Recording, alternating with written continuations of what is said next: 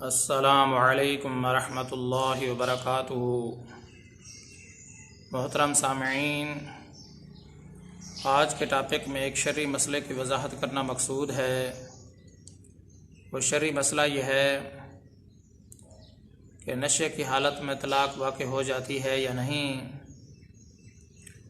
یاد رکھنا چاہیے،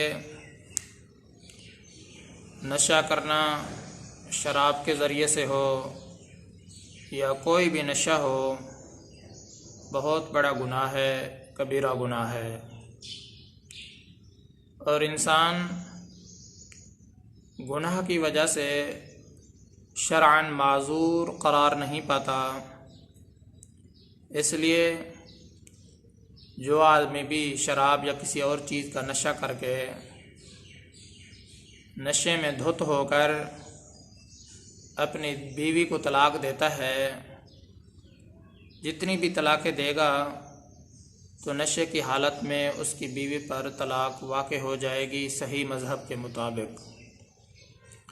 محترم سامعین، آج کل معاشرے کے اندر یہ بڑھتا رجحان کہ چھوٹے سے لے کر بڑے تک ہر 2 کے بعد تیسرا آدمی، 3 کے بعد چوتھا آدمی، اور اسی طرح 5واں آدمی، الغرض بڑی کثرت کے ساتھ لوگ نشہ آور ہو رہے ہیں، لوگ نشہ کر رہے ہیں۔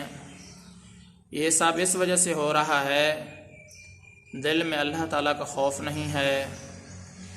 اللہ تبارک و تعالیٰ نے جو انسان کو ایک قیمتی زندگی عطا فرمائی ہے اور اسی طریقے سے ایک اچھی صحت عطا فرمائی ہے، اس نعمت کی وہ ناقدری کرتے ہیں، دین سے بہت دور ہیں، دل کے اندر دین کی کوئی وقعت اور اہمیت نہیں ہوتی۔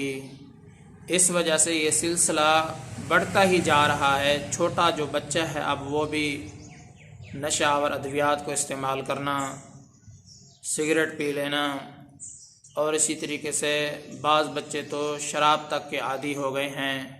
فقط یہ نشہ ایک جنس تک محدود نہیں رہا، بلکہ عورتیں بھی نشہ کرنے لگ گئی ہیں، عورتیں بھی شراب پینے لگ گئی ہیں۔ الغرض اللہ تعالیٰ معاف فرمائے، بہت سارے لوگ کثرت کے ساتھ اپنے آپ کو برباد کرنے میں تلے ہوئے ہیں۔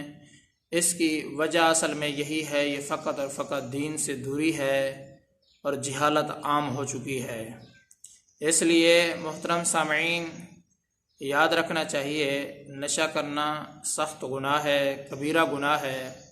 نشے کی وجہ سے انسان معذور قرار نہیں پاتا۔